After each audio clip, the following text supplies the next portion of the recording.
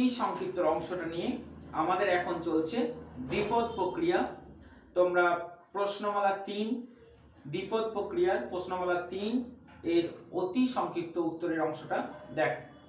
এখন আমি শুরু করছি 6 এর থেকে, কারণ 1 2 3 এ যে সংখ্যাগুলো আছে সেগুলো তোমরা ইতিমধ্যে বইয়ের মধ্যে বা এর আগের যে পার্টটা হয়েছে সেই পার্টের মধ্যেও পেয়ে যেতে পারো। তো এখন দেখো 6 নম্বরে যে প্রশ্নটা রয়েছে সেটা a স্টার b সমান a b এর লসাগু, এইভাবে সংজ্ঞা দেওয়া আছে। তাহলে যেখানে n এর উপর মানে a, b belongs to n, তাহলে n এর উপর এটা দ্বিপদ প্রক্রিয়া কিনা, n সেটের উপর মানে ন্যাচারাল নাম্বারের উপর এটা দ্বিপদ প্রক্রিয়া কিনা সেটা আমাদের বলতে হবে।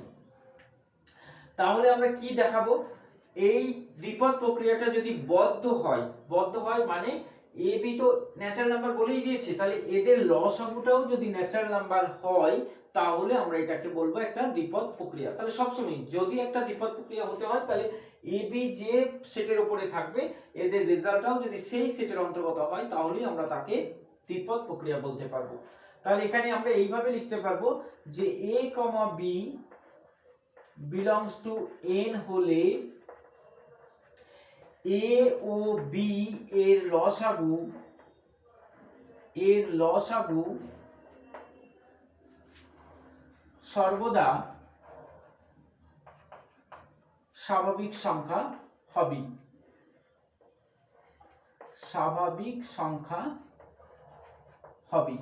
শুধু এইটুকু লাইন লিখে দিয়ে আমরা বলতে পারবো অতএব স্টার প্রক্রিয়া টি n এর উপর একটি দ্বিপদ প্রক্রিয়া। তো এইভাবে আমরা এইটা বলে দেব যে এ বি যদি ন্যাচারাল নাম্বার হয় তাহলে এদের লসাগু সর্বদা ন্যাচারাল নাম্বার হবে, অতএব এটা একটা দ্বিপদ প্রক্রিয়া। ঠিক আছে। 7 নম্বরে দেখো প্রায় একই রকমের প্রশ্ন আছে। 7 নম্বরে যে প্রশ্নটা দিয়েছে সেটা হচ্ছে যদি a ও b এটা হচ্ছে মিন এ বি, এটা a আর b এর মধ্যে যেটা মিনিমাম a ও b এর মানটা হবে সেটা। তাহলে প্রশ্নটা হচ্ছে যে r এর উপর এটা দ্বিপদ প্রক্রিয়া কিনা, যেখানে a b প্রত্যেকই হচ্ছে রিয়েল নাম্বার, তাহলে r এর উপর এটা দ্বিপদ প্রক্রিয়া কিনা। তাহলে একই ভাবে আমরা বলবো এখানে আমরা এইটুকু দেখাতে পারি যে a লেস দেন b হলে a ও b সমান হচ্ছে a, আবার যদি b লেস দেন a হয় তাহলে a ও b এর মান হবে b, তাই না? তো এই হোক আর b হোক, যেহেতু a b প্রত্যেকই বিলংস টু r, যেহেতু a, b belongs to r, অতএব এটা একটা দ্বিপদ প্রক্রিয়া, মানে এই ও প্রক্রিয়াটি r এর উপর একটা দ্বিপদ প্রক্রিয়া। তারপরে দেখো 8 একটা প্রায় একই রকমের প্রশ্ন, a ও b যদি b to the power a হয়, যেখানে z একটা অখণ্ড সংখ্যা a b অখণ্ড সংখ্যা সমূহের সেটের অন্তর্গত হলে এটা যে একটা দ্বিপদ প্রক্রিয়া নয় সেটা আমাদের দেখাতে বলেছে। তো দ্বিপদ প্রক্রিয়া হবে যেহেতু a আর b বিলংস টু z হলে b to the power a এটাও যদি z এর অন্তর্গত হয় মানে অখণ্ড সংখ্যা হয় তাহলে এটা দ্বিপদ প্রক্রিয়া হবে। তাহলে আমরা এটা বলতে পারি যদি b to the power a এর মান 0 হতে পারে তাহলে 1 হয় যেটা বিলংস টু z হবে, কিন্তু 0 two the power 0 two the power 0 not belongs to z, তাহলে এটাই আমরা লিখতে পারবো যে a, b belongs to z, কিন্তু বা এখানে এরকম লিখতে পারি 0, 0 বিলংস টু z, কিন্তু 0 two the power 0 not belongs to z, এটা একটা অসংজ্ঞাত নাম্বার। অতএব এই ও প্রক্রিয়াটি z এর উপর দ্বিপদ প্রক্রিয়া নয়। ঠিক আছে, কারণ এদের রেজাল্টটা যে কোনো সংখ্যা যেটা বিলংস টু জেড, জিরোটা বিলংস টু জেড কিন্তু 0 নট বিলংস টু জেড, ঠিক আছে, কারণ এদের রেজাল্টটা জেদের অন্তর্গত হচ্ছে না, ওই একটি মাত্র কারণে এটাকে দ্বিপদ প্রক্রিয়া বলা যাবে না। 9 নম্বরটা, তো 9 নম্বরে যে প্রশ্নটা দিয়েছে, এ একটা সেট দেওয়া আছে, এ সেটের আকারটা দেখো, প্রত্যেকটা পদের আকার হচ্ছে 3x + √5y, এরকম হবে এক একটা পদ, যেখানে x আর y টা হবে বিলংস টু জেড, মানে অখণ্ড সংখ্যা। তার মানে এ সেটের প্রত্যেকটা পদের আকার হবে, এ সেটের মধ্যে যত পদ থাকবে প্রত্যেকটা পদের মধ্যেই এইরকম আকারের পদ থাকবে, যেখানে x আর y যে কোনো মূলদ সংখ্যা।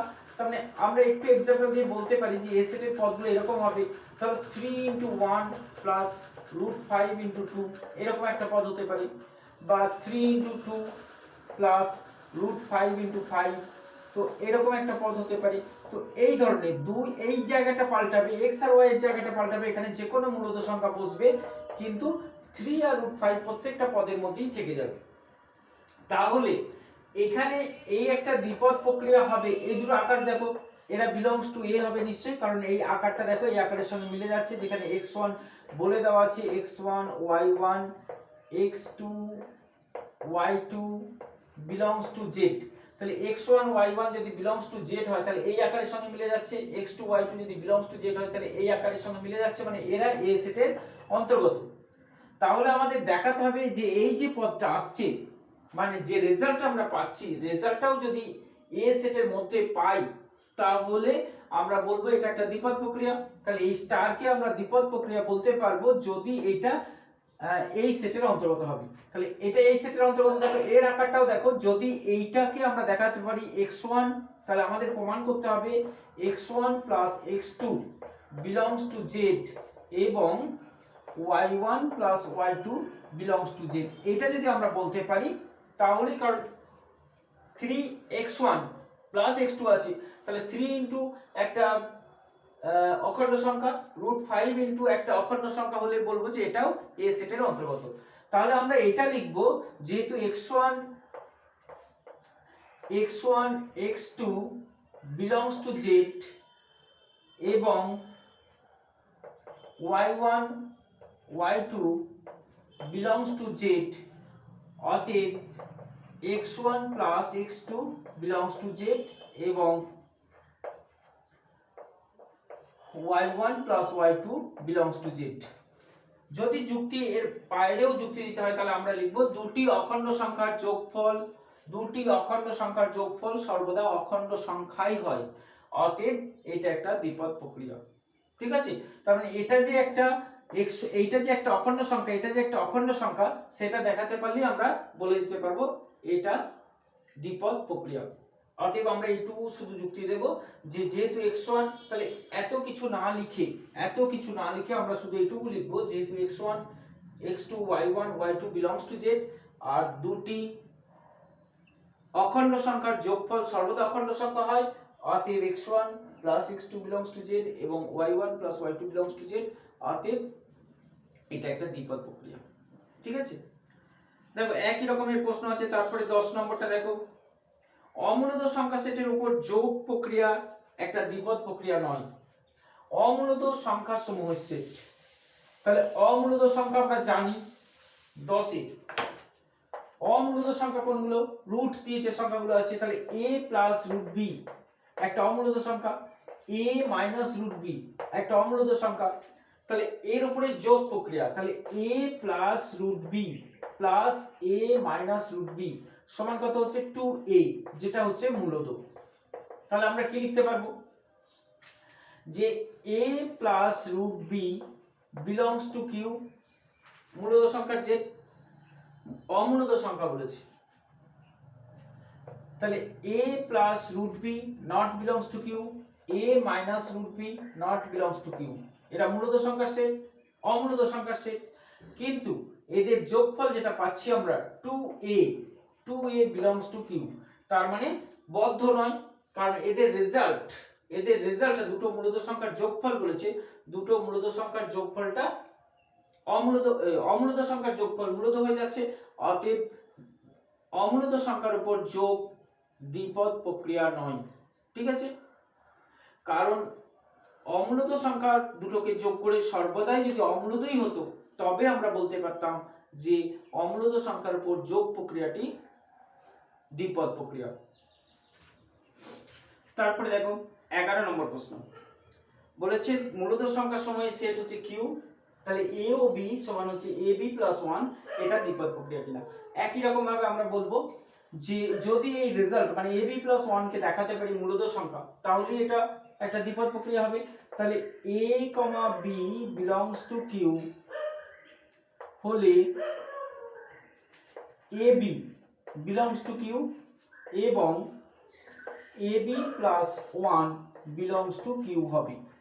বাস এইটুকু লিখে দিলে হবে, কারণ আমরা তো এটা জানি যে দুটো মূলত সংখ্যার যোগফল গুণফল সর্বদা মূলত হবে, তার সঙ্গে এক যোগ করলেও সেটা মূলত হবে। অতএব অতএব ও প্রক্রিয়াটি মূলত সংখ্যার উপর মূলত সংখ্যা সময়ের উপর একটি দ্বিপদ প্রক্রিয়া, একটি দ্বিপদ প্রক্রিয়া। তো এটা লিখলেই হবে, ঠিক আছে। তারপরে দেখো 12টা, এতক্ষণে আমরা একটা নতুন অঙ্ক পেলাম। তো 12 নম্বরে যে অঙ্কটা দেওয়া রয়েছে সেটা এস একটা সেট দেওয়া আছে, যে সেটে 4টে পদ আছে মাত্র। তো a স্টার b সমান m মানে স্টার প্রক্রিয়াতে a b পদের উপর প্রয়োগ করলে তার রেজাল্ট আসবে m, যেখানে m হচ্ছে ক্ষুদ্রতম অঋণাত্মক ভাগশেষ 5 দিয়ে ভাগ করলে মানে গুণফলকে, m হলো ক্ষুদ্রতম অঋণাত্মক ভাগশেষ যখন গুণফল ab কে 5 দ্বারা ভাগ করা হয়, তাহলে এর গুণফলকে 5 দিয়ে ভাগ করলে সেই ভাগশেষটা আসবে m, ঠিক আছে। তাহলে এটা একটা দ্বিপদ প্রক্রিয়া কিনা আমাদের বলতে হবে। তাহলে এটা দ্বিপদ প্রক্রিয়া বললে আমাদের এই a আর b বলতে 1 2 হতে পারে, 1 3 হতে পারে, 1 4 হতে পারে, 2 1 হতে পারে, 3 1 হতে পারে, এরকম কতগুলো হতে পারে। তো সবগুলোকে আমাদের দেখাতে হবে। তো সবার ভাগশেষগুলো যদি এই চারটের মধ্যেই হয় তাহলে আমরা বলবো যে, কারণ বলেছি রেজাল্ট সবসময় যে সেটের মধ্যে থাকবে সেই সেটের মধ্যেই অন্তর্গত যদি হয় তাহলে এটা দ্বিপদ প্রক্রিয়া হবে। তো সেই জন্য আমরা যেটা করব সেটা একটা বোর্ডের সাহায্যে দেখাবো, একটা ছকের সাহায্যে, যে এটা একটা দ্বিপদ প্রক্রিয়া। দেখো আমরা ছকে এখানে পদগুলো নিচ্ছি 1 2 3 4, এখানেও নিচ্ছি 1 2 3 4, ঠিক আছে। তো এইটাকে বলা হয় গুণ মডিউলো 5, মনে থাকবে কথাটা। এই চিহ্নটাকে বলা হয় গুণ মডিউলো 5, মানে 5 গুণফলকে 5 দিয়ে ভাগ করে ভাগশেষটা আমরা এই ঘরগুলোতে বসাবো। তাহলে কার কার গুণ করব, এই যে 1 1 মানে a এর মান যদি 1 হয় b এর মান যদি 1 হয় তাহলে a ও 1 b ও 1, তাহলে এর গুণফল এর ভাগশেষটাকে আমরা এখানে বসাবো। তাহলে 1 কে 1 দিয়ে গুণ করলে কত হচ্ছে 1, 1 কে যদি 5 দিয়ে ভাগ করা হয়, 1 কে যদি আমরা 5 দিয়ে ভাগ করি তাহলে ভাগশেষ কত পাবো, 1 পাবো। তাহলে এখানে আমরা 1 বসাবো, ভাগশেষটা এখানে বসাবো। এই ঘরটাকে কি দিয়ে পূরণ করব, এখানে a এর মান হচ্ছে 2, b এর মান হচ্ছে 1, তাহলে 2 1, তাহলে গুণফলকে মানে 2 আর 1 কে গুণ করলে 2 হয়, তাকে 5 দিয়ে ভাগ করলে আমরা ধরে নিচ্ছি ভাগশেষ হচ্ছে 2, তাই না। 5 এর থেকে ছোট হলে সেটাকেই আমরা ভাগশেষ হিসেবে ধরে নেব। তাহলে 3 আর 1 এ গুণ, তাহলে 3 হচ্ছে, 4 আর 1 এ গুণ করে 4 পাচ্ছি। 5 এর থেকে ছোট হলে ওইটাই ভাগশেষ থাকবে বলে আমরা ধরে নিচ্ছি। তারপরে দেখো 2 আর 1 এ গুণ করলে 2 হচ্ছে, 2 আর 2 এ গুণ করলে 4 হচ্ছে, 2 আর 3 এ গুণ করলে 6 হচ্ছে। 5 এর থেকে বড় হয়ে গেল, তাহলে 5 দিয়ে ভাগ করলে আমরা ভাগশেষ পাচ্ছি 1, তাহলে ভাগশেষ আমরা 1 পাচ্ছি। 4 আর 2 এ গুণ করলে 8 হচ্ছে, তাহলে 8 কে 5 দিয়ে ভাগ করছি, আমরা ভাগশেষ পাচ্ছি 3, তাহলে এখানে বসাবো আমরা 3। বুঝে গেছো নিশ্চয়ই ব্যাপারটা। তাহলে 3 আর 1 এ গুণ করে 3 পাচ্ছি, ভাগশেষও 3 হবে। 3 আর 2 এ গুণ করে 6 পাচ্ছি, যার ভাগশেষ হবে 1। 3 আর 3 এ গুণ করে 9 পাচ্ছি, তাহলে ভাগশেষ হবে 4। 3 আর 4 এ গুণ করলে 12 হচ্ছে, ভাগশেষ হবে 2 4।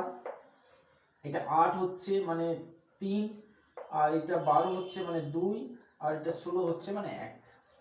এইটা আমরা পেলাম। এই যে ভাগশেষগুলো পেলাম, তো প্রত্যেকটা ভাগশেষ দেখতে পাচ্ছি আমরা এস সেটের অন্তর্গত। অতএব এই স্টার প্রক্রিয়াটি এস সেটের উপর একটি দ্বিপদ প্রক্রিয়া। ক্লিয়ার? তারপরে দেখো 13টা আবার সে আগের মতোই প্রশ্ন, নতুন প্রশ্ন নয় এটা। 14 নম্বরের প্রশ্নটা দেখো, এটা প্রায় 12-র মতো, তফাৎ শুধু এখানে আছে এস সেটের মধ্যে একটা পদ বাড়িয়েছে আর এ স্টার বিটা দেওয়া আছে আর, যেখানে আরটা হচ্ছে অঋণাত্মক ভাগশেষ, যেখানে এ প্লাস বি কে ভাগ করা হয়। তাহলে এখানে যেটা ভাগশেষ বলেছিল সেই ভাগশেষটা হচ্ছে যোগফলকে ভাগ করে। এখানে আমরা কি করলাম, গুণফলকে 5 দিয়ে ভাগ, আর ওখানে বললো যোগফলকে 5 দিয়ে ভাগ। তাহলে এই চিহ্নটা পাল্টিয়ে আমরা যোগ মডিউলো 5 লিখবো, আর এখানে যেটা গুণ করে করে আমরা ভাগশেষ নিয়েছিলাম এখানে যোগ করে করে ভাগশেষ নেব। তাহলে বুঝতেই পারছো এই দুটোই যদি থাকে তাহলে এদের যোগফলটা হবে 2, তাহলে ভাগশেষ 2, এদের যোগফল হচ্ছে 3, তাহলে ভাগশেষ 3, এদের যোগফল হচ্ছে 4, তাহলে ভাগশেষ 4, এদের যোগফল হচ্ছে 5, তাহলে ভাগশেষ হবে 0। তো এইভাবে আমরা বোর্ডটাকে শুধু গুণ করার পরিবর্তে যোগ করে আমরা 14 অঙ্কটা করতে পারবো। ঠিক আছে? তারপরে 15 অঙ্কটা আমরা এমসিকিউ 9 করেছি, তো ওইটাই করতে হবে, একই অঙ্ক, একই আছে, গুণফল আছে এখানেও। 16 অঙ্কটা দেখো, z1 স্টার z2 সমান হচ্ছে রুট z1 z2। তো 16 অঙ্কটাতে রুট z1 z2, এই যে দুটো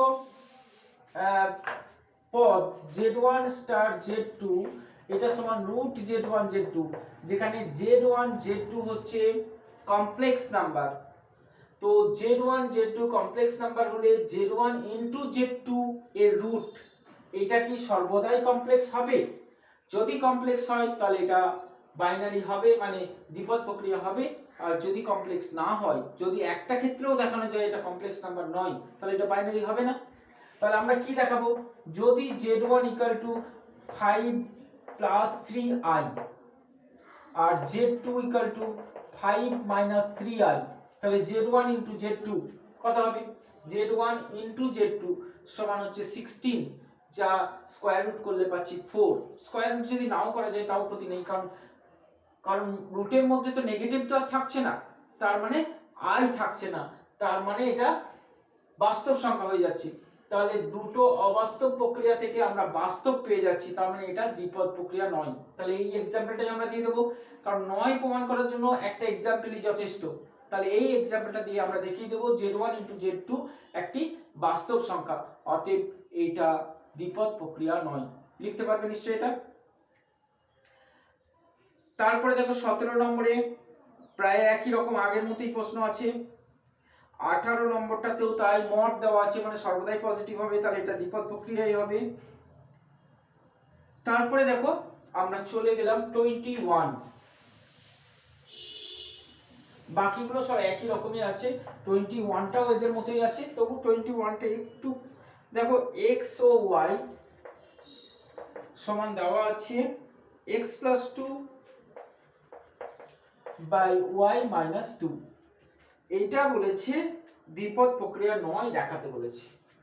তাহলে এটা যে দ্বিপদ প্রক্রিয়া নয়, এটা কোন সেটের উপর বলেছে দেখো, কিউ মানে মূলদ সংখ্যার সেটের উপর।